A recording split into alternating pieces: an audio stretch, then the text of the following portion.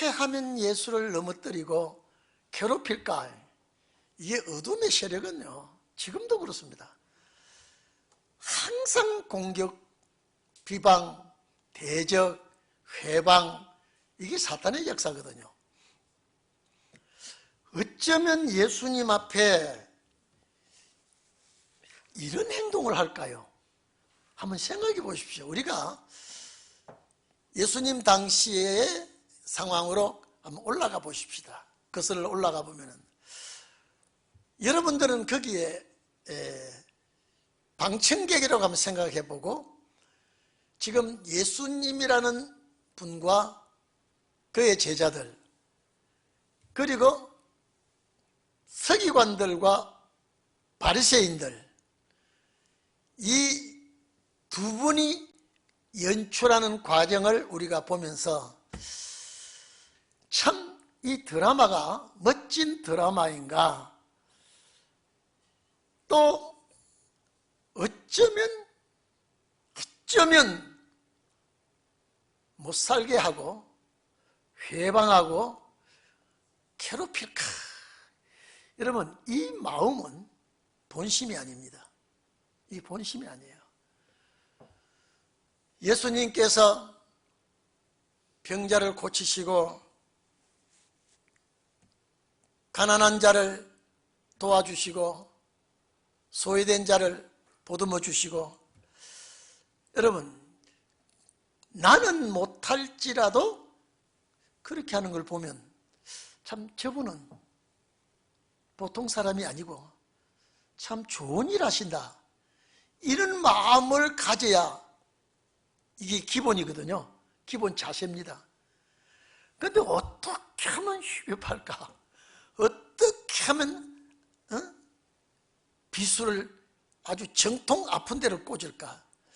어떻게 하면 망신을 주고 뒤집어 엎을까? 이게 사람의 마음이 아니에요. 뭐가 들어가도 들어갔기에 이런 짓을 하지요. 중풍병자를 고치고 안진베이를 고치고 문둥병자를 고치고 간질 환자를 고치고 이런 일을 하면 참 저분 좋은 일 한다, 여러분 그러겠죠? 참 좋은 일 한다, 참 훌륭하신 분이다. 있는 자는 있어서 별 걱정이 없지만은 가난한 자는 병이 들어도 치료할 곳도 없고 의사를 찾아갈 수도 없습니다. 항상 종류별로 층층이 있습니다. 아주 고급 유지층, 서민층, 아주 말단, 기가 막힌 자리에서 살아가는 이런 사람들을 보면, 오늘 우리가 그 옆에서 있다고 하면 어쩌면 저 사람들은 저렇게 말할까? 어떻게 저 사람은 저렇게 행동을 할까? 이것이 희다 그러면 반드시 희다고 말 안 하는 사람이 나온다 이 말이에요. 이게 좋다 그러면 반드시 나쁘다는 사람이 나온다 이 말이에요. 어째서 그럴까 여러분요? 이 빛과 어둠은 에덴 동산에서 아담과 하와가 에덴 동산을 관리하지 못하고 퇴출된 그 이후부터 지금까지 빛과 어둠의 충돌입니다. 빛과 어둠의 충돌이요. 그런데 어둠에 잠식이 되어 있으면요, 그 어둠이 정당화합니다. 절대 내가 어둠에 처해 있구나 자기가 모릅니다. 제가 전에도 말씀드렸습니다마는 파란 안경을 끼고 이렇게 살피면요, 세상이 다 파랗게 보입니다. 새빨간 안경을 끼고 딱 보면요, 세상이 붉게 보입니다. 헐뜯고 비방하고 회방하고 남을 못 살게 하는 안경을 딱 끼고 보면요, 전부 다 비방할 것만 보이고요, 회방할 것만 보입니다. 오늘 여기에 본문은 제가 지난 수요일날 말씀드렸죠. 이들과 충돌하면서도 주님은 조금도 의식하지 않습니다. 그 문제에 대해서 어떤 충격을 받거나 어떤 마음의 심적 문제를 일으키거나 절대 그러지 않습니다. 주님은 가실 길을 가시면서 하실 일만 하고 계십니다. 제가 지난번 수요일 날에도 말씀드렸습니다만 예수님께서 세관에 앉아있는 세리에게 딱 불러서 나를 따르라 그렇게 말합니다. 이 양반이 어디에 매력이 느끼고 끌렸길래 자기의 그 보장된 직장을 딱 팽개쳐 버리고 주님의 제자로 나섭니다. 이 세리라고 하는 것은 여러분 우리나라 친일파보다 더합니다. 우리나라는 진짜 친일파가 있고요, 어거지로 만든 친일파가 있습니다. 이 세리는 친로마파입니다. 그래서 이스라엘 백성들이 볼 때는요, 사람같이 보지 않습니다. 돈은 많죠. 그리고 로마의 백그라운드가 있기 때문에 호락호락 마음대로 하지 못합니다. 그런데 자기 돈방석에 앉은 직장을 팽개치고 예수님 따른다는 건 어딘가 무엇에 끌렸을까요? 말이죠. 무엇이 그런 마음을 먹도록 했을까요? 내가 제자된 것, 주님이 저분이 나를 불러주신 것 얼마나 감사해서 잔치를 합니다. 날 불러주신 것이 고마워서. 다른 사람들은 막 글떴고 물어뜯고 비방하고 막 하는데, 여러분 미추경이 같은 사람이 날 부르면 내가 가겠습니까? 바리새 교인과 서기관들에게 저 어른이 나를 부른다고 내가 가야 됩니까? 안 가야 됩니까? 물으면요, 저 사람 가면 너는 망한다고 할 거예요. 그러나 예수님의 그 말씀의 위력이 정말로 얼마나 내 마음을 뒤집었길래 생각할 여유도 주지 않고 자기가 마음에 생각도 없어. 가야 되나 말아야 되냐 이것도 판단도 하지 않았어요. 가족과 의논도 하지 않았어요. 바로 그 순간에 따라 나서 버렸습니다. 날 불러주신 것 감사해서. 저는 지난번에 이 말씀을 안 했습니다만 여러분요, 우리가 예수 믿게 된 거 감사하잖아요. 내가 어떻게 예수를 믿어? 내가 어떻게 내세 소망을 가질 수 있어? 이것도 감사한데, 여러분 나에게 어째서 신원이라는 한 시대에 말씀을 깨닫게 해주셨을까요? 이거는 마태 세리보다 더 감격적인 은혜예요. 마태보다 더 위대하고 큰 사명을 우리에게 주었거든요. 아무리 예수님의 제자요 사도요 마태복음을 기록한 그런 제자였지만은 그도 역시 부활성도입니다. 부활성도예요. 여러분은 주님 오실 때 그 주님을 맞이하면 변화성도입니다. 만약에 이렇게 주님 나라에 들어간다면요, 그 차이는 하늘과 땅 차이입니다. 보고 믿은 마태보다 제자보다 우리 보지 못하고 믿은 우리는 변화성도자에 들어간다면 이거는 말할 수가 없습니다. 저는 수요일날 이 설교를 하고 집에 가서 하나님, 마태는 주님이 불러주셔서 사도로 서임받은 것 감사해서 큰 잔치를 예수님 모시고 배설하는데, 저는 주님 그 많은 기독교인들 중에, 그 많은 주의 종들 중에 신운의 말씀으로 부름을 입었다고 하는 거 정말로 감사하며 주님 앞에 헌신하고 봉사하며 섬기는 일을 진짜 해야 되겠구나.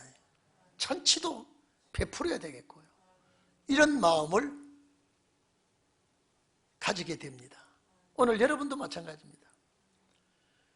나가서 신원의 말씀이라는 거 물어보십시오. 몰라요. 밤중입니다. 신원은 뭐냐? 은혜 시대 다음에 오는 세상입니다. 은혜 시대 다음에 오는, 그래서 신원은 해로 섰고요. 아니, 죄송합니다. 은혜는 해로 섰고 신원은 날로 섰습니다. 기나긴 해가 은혜해입니다. 그래서 해년자 우리가 성경에 그랬었죠. 원어도 마찬가지입니다. 그러나 신혼은 짧은 기간이에요. 추수 때는 오래 안 갑니다. 그래서 날로 기록했습니다. 포도밭에 아침부터 저녁 때까지 일하러 간 사람 중에 마지막 부름받아 간 사람이 신혼의 종들입니다. 여러분이 거기에 해당됩니다. 신혼의 말씀으로 한 시대를 열게 된다고 하는 것 얼마나 축복입니까? 은혜 시대 사람들요, 이대로 주님 맞이할 줄 알아요. 신혼의 날이 온다고 하는 거 전혀 모르고 있습니다. 전혀 모르고 있어요. 근데 우리에게 이 신혼의 날이 우리 앞에 있다고 하는 것 웬일입니까? 웬 은혜입니까? 이걸 알았다고 하는 거예요. 그리고 많은 학비를 내고 투자를 해서 얻은 것이 아니에요. 성경에서, 여러분, 성경에서 이렇게 말씀을 해놓고 기록해놨는데 왜 이게 안 보입니까? 예? 이게 왜 안 보입니까? 주께서 눈을 열지 아니하면, 주께서 귀를 열지 아니하면 보이지도 아니하고 들리지도 아니합니다. 여러분에게 눈과 귀를 열은 것은 여러분이 애를 써서 힘을 써서 아니에요. 주가 귀와 눈을 열어서 말씀의 맛을 알게 하는 것 주의 은혜입니다. 그런데 참 그 시대에, 예수님 그 시대에 바리새인 교인과 서기관들 안 된 것 참 감사합니다. 바리새인 교인과 서기관들, 아무리 예수님이 하늘의 소식을 전하고 이적 기사를 베풀어도요, 전혀 그게 하나님의 역사로 안 보입니다. 그러니까 귀신 들렸다고 그러죠. 오늘 이 시대 여러분요, 은혜 시대에 주의 종 안 된 거 감사해야 됩니다. 앞으로 은혜 시대 종들이요, 이 말씀을 가지고 증거하면요 무슨 소리를 말할지 모릅니다. 딱 두 가지 구원 딱 얘기해 보십시오. 딱 인상을 씁니다. 성경을 보여줘도요 그걸 믿어지지 않는다니까요. 그러니까 여러분 봐보십시오. 이 레위라고 하는 마태가 주님 나를 불러주신 것 감사해서 예수님 모시고 큰 잔치를 베푸니까요. 요 바리새인 교인과 서기관은요 죄인들하고 못나 터진 사람들하고 식사한다고 그걸 흠을 잡습니다. 제가 같이 있었으면요, 마태 선생 저 서기관 바리새인 교인들 좀 청해 보시지. 아마 청해도 안 옵니다. 자기가 뭔 그렇게 위인이라고요. 못나 터진 사람, 아주 형편은 없는 그런 사람하고 식사를 한다고요. 하나님 앞에 볼 때는요 다 똑같이 먼지 속에 사는 세균 같은 인간들이 이렇게 편노를 합니다. 저 사람들하고 같이 식사를 한다고. 그렇게 세리와 죄인과 어째 함께 먹느냐. 자기들은 거룩한 사람이에요. 자기들은 가장 훌륭한 사람들이에요. 세리와 창기들, 죄인들, 병자들 보면요 얼굴을 외면하고 상대를 안 하는 사람입니다. 이 사람들은 배운 것도 있고 가진 것도 있고 대접받는 사람들입니다. 그러니까 항상 대접받는 사람이 섬기지를 못합니다. 잘 봉사를 안 해요. 봉사가 될 수 없습니다. 옛날에 막 아주 옛날은 아닙니다. 우리 교회에서요. 장로 투표해가지고 장로가 되었어요. 그런데 장로 취임은 안 했어요. 그 부인이, 우리 남편은 대접을 받고 살아온 사람이기 때문에 장로가 되면 섬기고 대접을 해야 되기 때문에 우리 남편은 한 번도 섬기는 자리에 올라가지 않았고 대접을 받았기 때문에 장로는 못한다라고 하면서 억지로 자기 남편을 목사 만들었습니다. 강제로. 근데요, 그 부인의 힘이 그렇게 센가? 나는 부인의 힘이 그렇게 센 줄 모르거든요. 얼마나 부인의 힘이 센지 자꾸 신학교 보내가 목사 만들더니 이제 목사 만든 사람도 죽어버리고 목사 된 사람도 죽고 다 죽어버렸어요. 당년에 그분들 당년에 끝나버렸습니다. 이 바리새 교인과 서기관들은요, 대접받는 사람이기 때문에 대접하는 줄 몰라요. 그리고 이분들은 항상 결혼식이나 잔치집에 가면요, 상석에 앉고 높은 자리입니다. 하석에는 안 앉습니다. 여러분, 남이 높여줘야 되는데 자칭 높은 사람이에요. 남이 거룩하다고 칭해줘야 되는데 자칭 거룩한 사람입니다. 그러니까 자기들 외에는 다 못 쓸 사람이요, 자기들 외에는 다 불필요한 사람으로 취급을 합니다. 여러분 봐보십시오. 어때 체리와 참기들하고 밥을 먹는다. 이게 할 소리예요 지금요. 또 안 할 말로 속으로 그럴 망정 아주 그렇게 당돌하게 내뱉습니다. 예수님이 그 소리를 듣고 딱 하는 말씀이, 내가 의인을 부르러 온 것이 아니다, 죄인을 부르러 왔다. 의인을 부르러 온 것이 아니고 죄인을 부르러 왔다.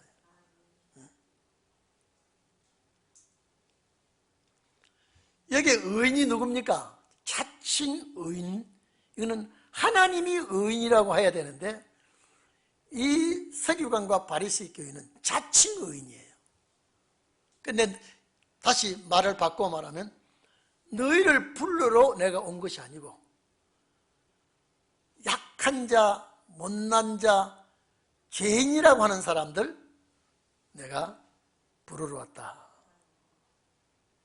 마태복음 9장 13절도 그랬습니다. 마태복음 9장 13절에도 내가 죄인을 부르러 왔지 의인을 부르러 오지 아니한다. 여러분, 누가복음 오늘 여기 31절 32절에 건강한 자와 병든 자, 의인과 죄인이 나옵니다. 건강한 자에게는 의인이 필요 없다.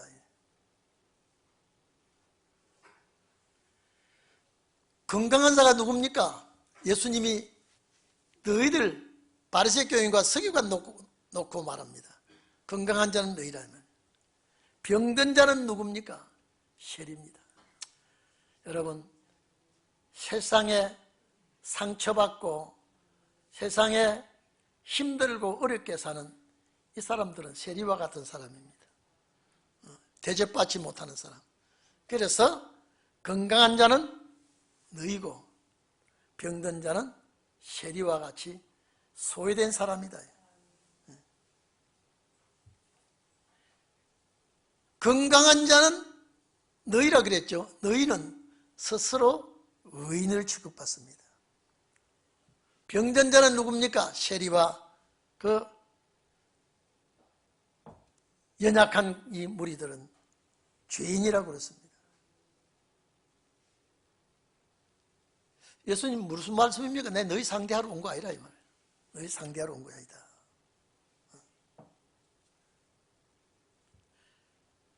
마가복음 2장 17절에 보면요, 건강한 자에게는 의원이 쓸데없고, 여기 누가복음 5장 31절 말씀이 같이 되어 있습니다.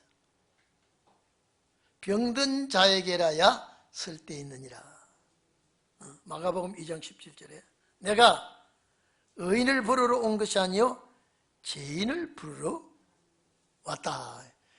자, 그러면 주님은 누구를 상대하겠다는 거예요? 너희 잘난 사람, 아주 의시되는 사람,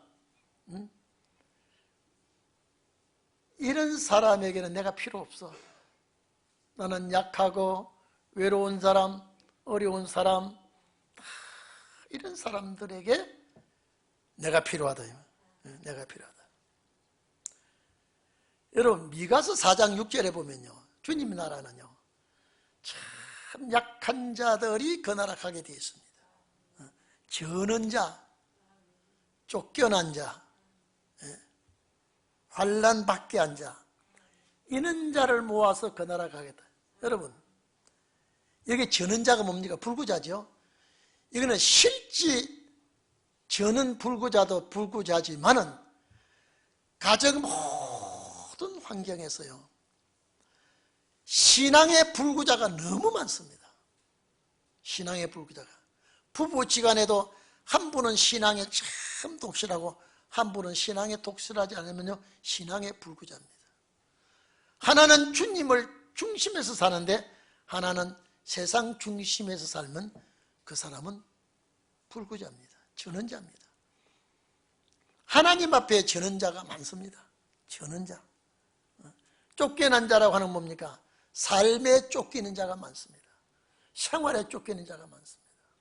신앙에 쫓기는 것도 해당이 됩니다만 여러 가지 쫓겨난 자. 그리고 환난 받게 한 자. 환난 받게 한 자가 뭡니까? 시련받은 자입니다. 이렇게 저렇게 시련받고 이 모진 풍파 다 겪게 하고 환난 받게 한 자 이 말이에요. 내가 불러서 하나님 나라로 인도하게 하겠다.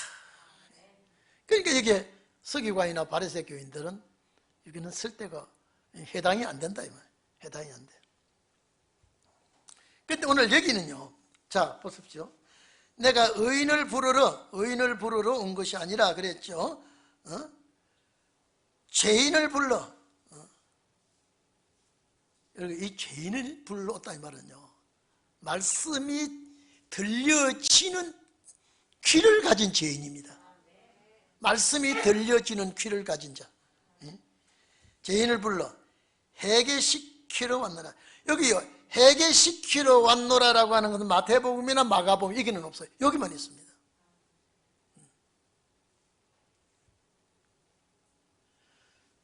그러면 주님 누구 상대하러 왔느냐면 너희를 상대하러 오지 않았다는 거예요.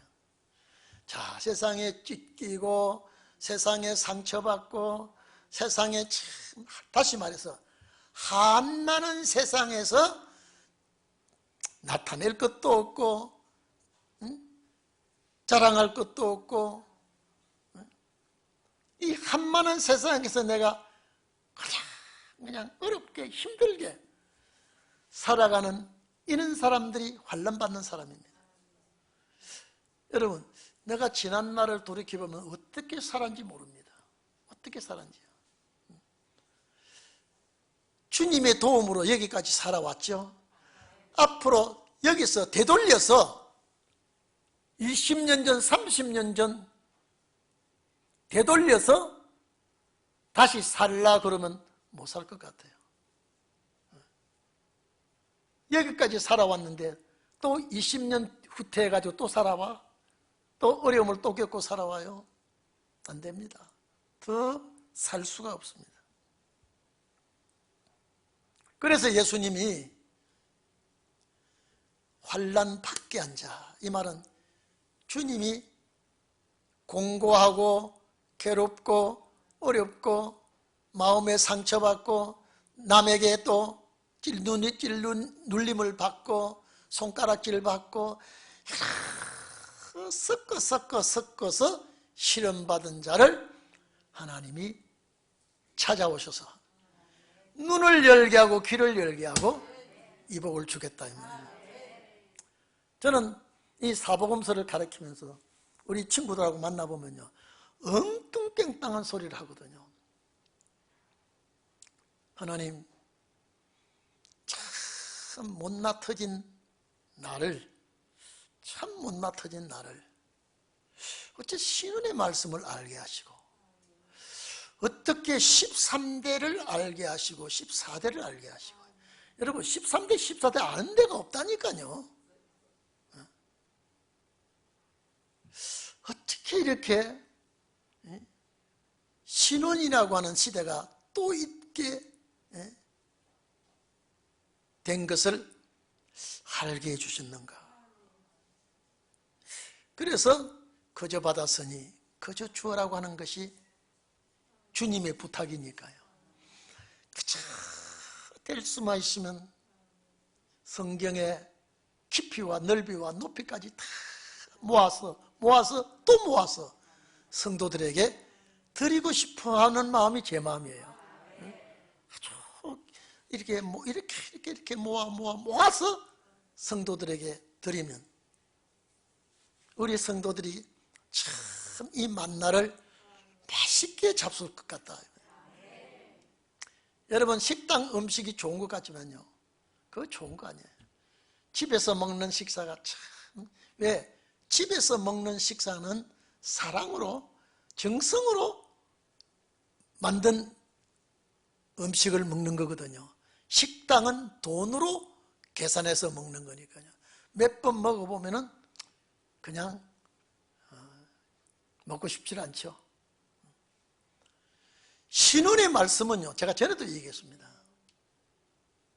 13대라고 하는 이 은혜시대 말씀은요 눈도 감겨지도 괜찮고 귀도 막혀도 괜찮고 그저 성전에 왔다가 가면서 예수 이름으로 나 구원받았네 너 구원받았네 이러면 끝나요 그냥. 근데 신혼은 말씀을 내가 먹고 말씀을 먹고 내가 자라야 돼요. 말씀을 먹고 자라야 돼요. 그러니까 예수님 당시에 바리새 교인과 서기관 안 된 것이 감사하지만은요 오늘날 이 시대에 신혼의 종 된 것이 너무 감사하고 참 이게 웬일입니까? 이게 웬 은혜입니까? 말이죠. 은혜 시대 말씀은요 똑같아요. 진전이 없어서 그래서 교회 와도 10년 믿을 때나 20년 믿을 때나 30년 믿을 때나 모태신앙이나 그냥 성경은 성경으로 그냥 넘겨버리고 내가 몰라요. 그냥 교회 와서 봉사하고 섬기면 참 충성된 종인 줄 압니다. 오늘 신혼의 종은요 봉사하고 섬길 때에 말씀이 귀에 들어오고 마음에 저장이 되고 이제 봉사를 해야 멋진 봉사가 됩니다. 이게요. 그러니까 예수님은 너희들이 아무리 와서 나를 폄론하고 비방하고 조건으로 시비 걸고 이래도 참 내가 온 것은 너희가 상대가 아니야. 왜 너희 자꾸 나 따라와? 뭐하러 따라와? 이 사람들은 은혜 받을 사람도 아니고 은혜 받는 사람을 도와줄 사람도 아니고 헐뜯는 사람이라니까. 자꾸 헐뜯는 사람이라니까. 그래서 내가 너희들 상대할 이유가 뭐냐. 그래도 이것들이 따라다녀. 왜? 성경 기록하려고요. 누가가 이걸 자꾸 써서 그 사람들 기록합니다. 자, 1장 1절 이하에 보면 이 편지는 수신자가 누굽니까? 수신자가. 예? 1장 수신자가 누구예요? 누가가 누구한테 보내기예요? 데오빌로 아니에요. 데오빌로가 이거 읽어서 뭐 덕이 되겠습니까? 데오빌로가 이걸 읽어서 무슨 야 이런 일이 있구나. 데오빌로에게 각하, 데오빌로 각하라고 썼지만은 이름만 빌렸지 수신자는 우리예요. 여러분 데오빌로에게 이거 갖다 주면 데오빌로가 어쩌잔 말입니까? 누가가 이 편지를 써서 데오빌로에게 예수님의 행적을 써서 보내지만은 진짜 수신자는 그 당시의 사람도 아니요 은혜시대 사람도 아니요 신원의 날에 영과 육이 그 나라 갈 사람들에게 꼭 필요한 말씀이 이 말씀이래요. 그렇다면 이 말씀이 우리 말씀이래요. 나를 위해서 기록한 말씀이에요. 그래서 바리새 교인과 서기관들 나를 위해서 여기 참석해가지고 시시비비를 건다니까요. 세리도 우리를 위해서 이렇게 잔치를 베풀어주고 그렇게 감사하고 고마워하고 참 기뻐하고 자기 제자로 뽑아줬다고 잔치 베풀어준 사람 이뿐밖에 없어요.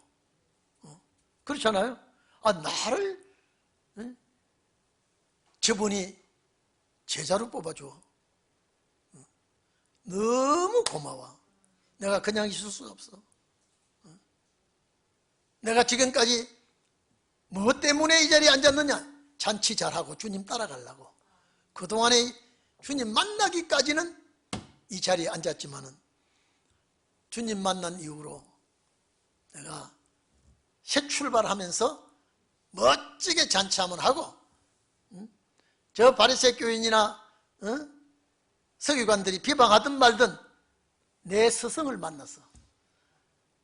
여러분 이 마태는 진짜 만날 스승을 만난 사람이에요. 아무도 몰라요. 내가 저분을 만나서 사도가 되고 저분의 제자가 되고 저 천국을 소망하게 하는 그 축복을 마태만이 자기 스승을 찾은 거예요. 오늘 여러분 우리 스승이신 예수 그리스도는 말씀이에요. 오늘 말씀이 나를 만나게 해주신 걸 믿기를 바랍니다.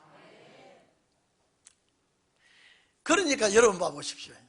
아니 이 정도쯤 됐으면 아이고 저 예수라고 하는 저분하고 상대가 안 된다. 해봤자 판판이 깨지고요. 민주당 국회의원들이 한동훈이 만나면 팍팍 깨지. 오늘 아침에도 나와서 그럽니다. 민주당에서 공부를 좀 하고 나와야지. 그 민주당 원로가 있어요. 여러분 저 돌직구란데 거기 보면 참 재미있어요. 거기 좌장 전에 서울 부시장 하던 분이 나와가지고 참 민주당에서 공부를 좀 하고 나와야지. 공부 안 하고 나와가지고 참 망신을 당하고 참 민주당이 부끄럽다 소리 들으니까 제가 이거 아는구만 그래요. 뭘 안 해. 한동훈이 자꾸 키워주고 있어요 지금. 한동훈을 이길 자가 없다 그래요. 아마 그 사람이 성경은 몰라도 법은 잘하는 것 같아요. 나는 그 양반 예수 믿게 해가지고 우리 교회 집사 됐으면 좋겠어. 아주 잘할 것 같아. 몰라요 또. 오늘 딱 메모해놨다가 그 양반이 예수 믿거들랑 몇 년도에 금요일 예배 때 목사님 그 소리 하더면 당신이 여기 왔구나. 그 소리 할 사람 메모해놓았어요. 몰라요. 이 정도 실력 없는 서기관이면 돌아가야 되는데 또 달려듭니다. 왜? 우리 때문에. 이제 금식 가지고 달라듭니다. 금식 가지고요. 예? 오늘 33절부터 금식 문제가 나옵니다. 요한의 제자는 자주 금식하며 기도하고 바리새인의 제자들도 또한 그래야 돼. 당신의 제자들은 먹돌이구만, 먹돌이. 먹는 것만 좋아하고 먹고 마시나이다. 여러분, 누가 자꾸 등신짓을 하고 있습니까? 예수님께 와가지고만 이런 무한을 당했으면 돌아가야 되는데 또 달라들어요. 왜? 누가가 이걸 기록해서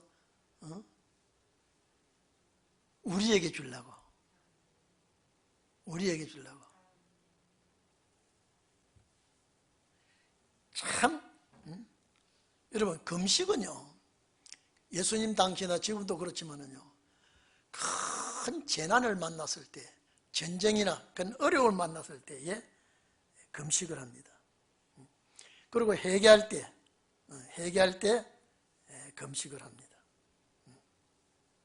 그 다음에 질병이 엄습해 와서 고통스러울 때 금식을 합니다. 또 애곡을 할 때 금식 기간을 정하고 애곡합니다. 그리고 대단히 위기를 만났을 때 금식합니다. 그런데 바리새 교인도, 이 바리새 교인은요, 일주일에 2번 금식합니다. 이게 공식적입니다. 그래서 사람이 오면 오늘 내가 금식한 날입니다. 해가지고 예수님을 책망했거든요. 금식할 때도 남이 모르는 듯 아는 듯 금식해야지 그렇게 흉한 얼굴 하지 말아라. 바리새 교인을 놓고 예수님 그렇게 말씀하셨죠. 금식하는데 당신의 제자들은 금식하는 꼴을 못 봤어. 자, 요것 가지고 시비 겁니다. 이제 예수님이 할 말이 없어서 말문을 닫겠죠. 예? 예수님 딱 대답을 합니다. 여러분, 이렇습니다. 아무리 금식 기간이고 금식해도요, 잔칫날은 금식 안 합니다. 잔칫날은요. 예수님, 어쩌면 그렇게 탁탁 끄집어낼까? 오늘 여러분요, 반드시 여러분도 주님의 변론을 여러분들에게도 임하기를 바랍니다. 저 사람이 이 문제를 끄집어내면 즉시 반론을 할 수 있도록, 그게 변론입니다. 여러분들에게 이런 변론 권세가 임하기를 바랍니다. 사탄의 세력이 시비 걸고 이랬다가 아주 된통 망신을 당하도록요. 망신을 당하도록. 자, 봅시다.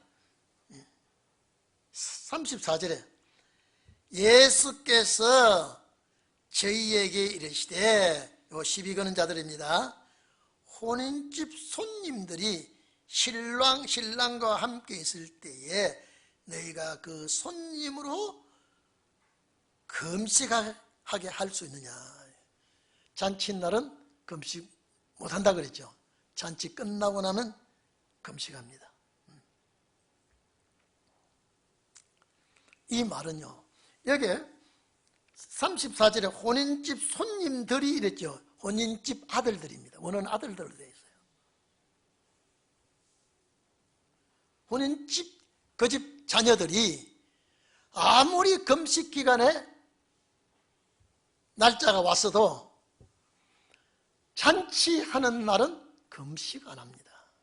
잔치 끝나고 금식을 하고 그런 수순을 밟지, 절대 잔치날은 금식하면 손님들에게도 누가 되고 본인들도 편치를 못합니다. 그래서 혼인집 손님이 이제 금식하고 혼인집도 금식하는 것은 잔치가 끝난 다음에 하는데, 예수님의 얘기를 뭐냐면요, 자, 혼인집 손님들이 왔는데 내가 금식 기간이라고 금식 못한다 그랬죠. 잔치 동안에 신랑을 빼앗긴 다음에 신랑을 잔치집에서 떠나는 날 금식이 이루어지게 된다. 이 말은 뭐냐면요, 예수님이 계시는 동안 제자들 금식 안 해요. 예수님이 십자가에 죽으시고 성천하시고 부활 성천하시죠. 그 이후에 제자들이 금식하는데 내가 있는 동안에는 제자들이 금식할 이유가 없다. 이건 혼인집 잔치를 비유해서 이렇게 말문을 막았습니다. 그래서 신랑을 빼앗긴다라고 말은 신랑이 떠나고 난 다음에 이 말이거든요. 금식해야 된다. 그래서 이 제자들은 내가 있는 동안에는 금식할 이유가 없다. 내가 떠나 없어지고 나면 제자들이 금식을 할 것이다. 자, 이제 예수님이 이제 비유의 말씀하십니다.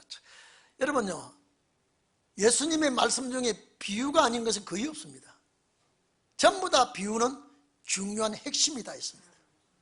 우리 잘 알잖아요. 알곡과 쭉쟁이 비유, 혼인집 잔치의 비유, 좋은 고기 나쁜 고기 비유, 악한 농부와 선한 농부의 비유, 혼인집 잔치의 비유, 전부 다 비유는요, 두 가지 축복이 있다고 하는 거예요. 하나는 살아서, 하나는 부활해서, 죽어서.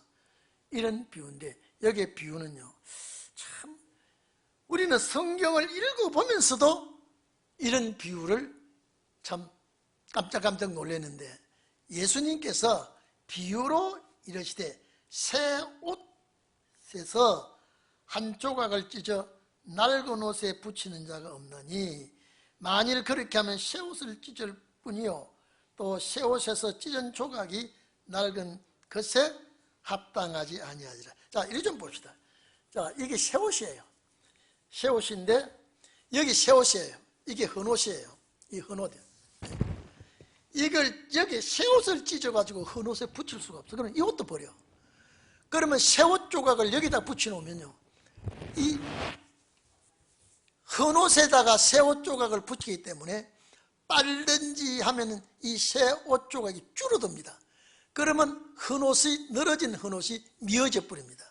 오히려 헌 옷에다가 새 옷 조각을 붙여놓으면 헌 옷도 더 찢어져 버린다. 땡겨서 서로 잡아 당겨서. 안 된다 이 말. 그러면서 보세요. 너희들은 율법은 헌 옷 조각이고 헌 옷이고 예수님과 제자들은 새 옷이요. 안 맞아. 너희가 붙이서는 안 돼. 새 옷에서 찢은 조각이 천이죠. 낡은 것에 합하는 자가 없나니 만일 그렇게 하면 옷이 다 찢어지고 버린다. 그 다음에 37절에 보면요, 새 포도주를 낡은 가죽 부대에 넣는 자가 없나니 만일 그렇게 하면 새 포도주가 부대를 터뜨려 포도주가 쏟아지고 부대도 버리게 되리라. 이게 예수님 당시에 여러분 그 양을 잡으면요, 껍질을 이게 그냥 고기로 쓰려고 잡은 양이 아니라 이 가죽을 찢으면 안 돼요. 구멍 나는 데는 머리 쪽에, 그 다음에 홍문 쪽에, 그 다음에 발. 그러면 잘 벗겨서 발 쪽에 묶고 홍문 쪽에 묶고 아구리 입 쪽에다가 이제 포도주를 담는데, 이게 털 있는 거는 바깥이고요, 털 없는 쪽이 아닙니다. 그래서 잘 손질해서 그러면 자루가 됩니다. 요사이는 그렇게 안 합니다만 예수님 당시에는 그것이 포도주 그릇으로 씁니다. 그래서 포도주를 담아서 주둥아리를 칵 묶어 놓으면요, 거기서 발효가 되면 가스가 나옵니다. 그러면 어느 정도 숙성이 되고 발효가 나면요, 팽팽해집니다. 지난번에 박 장로가 냉장고에 있던 포도주 발효가 뺑뺑하게 가스가 되고 그걸 연다고 터지더라 빵 터져버렸죠. 여러분 페트병이니까 그 막 그렇게 됐죠. 이 포도주 담아놓은 이 가죽 부대는요 몇 번 못 씁니다. 다른 곡물로 담았으면 이제 쓰던 포도주 자루는 다른 곡물을 담아서만 담았지요. 포도주는 못 담습니다. 이 늘어진 거는 자꾸 늘어진 다음에 더 늘어지면은 터져버립니다. 그래서 새 포도주는 새 부대에 담아야 된다고 하는 것은 새로운 진리는 새로운 제자들의 자루에 담아야 된다. 이미 너희는 흠 포도주야, 그릇이야. 안 된다 이 말이거든요. 예수님 비유 잘하죠. 안 된다, 이거 안 돼. 그래서 새 포도주가 이제 헌 포도주 그릇에 헌 부대에다 담아 놓으면 새 포도주가 이제는 팽창이 되면 더 늘어지지 못하면 터져서 부대도 버리고 포도주도 다 버리게 된다. 새 포도주는 새 부대에 넣어야 할지니라. 낡은 너희들은 이미 율법에 쩔은 너희는 이 보니까 자루가 낡은 자루야. 이거 예수님의 말씀 새 포도주를 못 담겨서 너희는 이거는 이미 그릇이 안 돼요. 새 것을 담으려면 새 자루가 돼야 돼. 그래서 예수님은 은근히 너희는 낡은 포도주 자루, 제자들은 새 포도주 자루. 내 입에서 나오는 말은 새로 나온 새 포도주. 이것을 너희들 그릇에 못 담아. 여기에 담아야지. 이 사람들이 들을 때 자, 기분이 좋아요, 안 좋아요? 참 제 양반이 은근슬쩍 우리를 병신을 만들고 있네. 안 그러겠습니까? 새 포도주는 새 부대에 넣어야 할 것이니라. 묵은 포도주를 마시고 새 것으로 원하는 자가 없느니. 여러분요, 실제 여러분 이렇습니다. 예수님 비유가 이렇죠. 포도주는요, 실제 지금 우리가 마시는 포도주, 오래된 포도주가 값이 더 나갑니다. 30년, 50년, 100년 이상 된 포도주도 있더라고요. 그런데 이거는 예수님의 입에서 나온 새 포도주, 율법의 헌 포도주를 놓고 말하는 겁니다. 그래서 먹는 데는 내가 담아놓는 그릇은 새 그릇이라야 된다. 자, 이런 봅시다. 얘는 햅살이 좋아요, 묵은 살이 좋아요? 그 뭐 물으면 제가 여러분에게 무슨 답할 줄 제가 알거든요. 아무리 양식이라도 쌀이라도 햅살이, 요새는 햅살 그렇게 맛이 없더라고요. 옛날에 저희 어릴 때요, 방앗간에서 갓 지은 햅살 밥을 해놓으면요 참 구수합니다. 요새는 그런 게 없더라고요. 입이 달라서 그런지 세상이 달라서 그런지 여러분은 안 그런지 모르겠습니다만은 아주 찰밥, 새쌀밥 했다고 막 주면 맛은 있어요. 근데 옛날 그 맛을 못 느끼겠더라고요. 지금 쌀이요. 근데 너희들은 묵은 것을 좋아하지만은 이 앞으로 제자와 나를 따르는 자는 새 것을 좋아해. 너희는 이것을 좋아하지 않아. 그런데 자, 묵은 포도주 마지막 39절에 보면 묵은 포도주를 마시고 새 것을 원하는 자가 없느니. 너희 지금 뭘 마시고 있어? 묵은 거 마시고 있어. 묵은 것이 뭐예요? 율법을 자꾸 장로들의 유전 이걸 마시고, 새 것은 예수님의 진리를 마시려고 하지 아니한다 이 말이죠. 너희가 그것을 버리고 나와야지. 너희가 묵은 포도주를 마시면서 율법에 관한 거, 장로들의 유전에 관한 거, 이것을 너희가 먹으면서 더 좋다고 하고 예수님의 입에서 나오는 새 포도주를 아주 먹지 못할 자가 되었다. 이 말은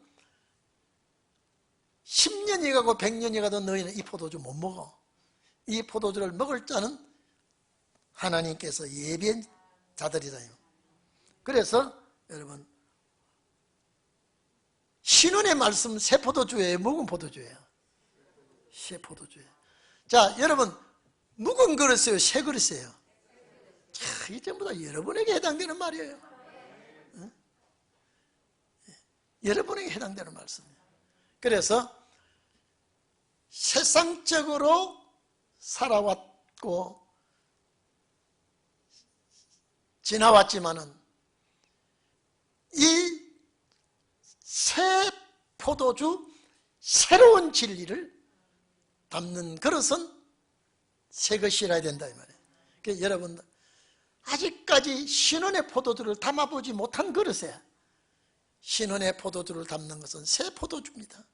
그리고 여러분은 무슨 푸대요? 새 푸대요. 딱 여러분요. 여러분 옆 사람 한번 푸대 한번 봅시다. 여러분 푸대를 한번 봐보세요. 여러분 푸대가 도대체 어떤 푸대인가 한번 봐보십시오. 한번 봐보세요. 여러분 봐보세요. 봐보세요. 참 새 푸대입니까? 서다가 다시 서는 푸대입니까? 새 푸대지요. 그러니까 이 말씀은 또 나보고 하시는 말씀이네. 내가 해당되는 말씀이에요. 꼭 신혼의 포도주를 담고 여러분은 신혼의 포도주의 새 그릇이 되시기를 축원합니다. 기도합시다.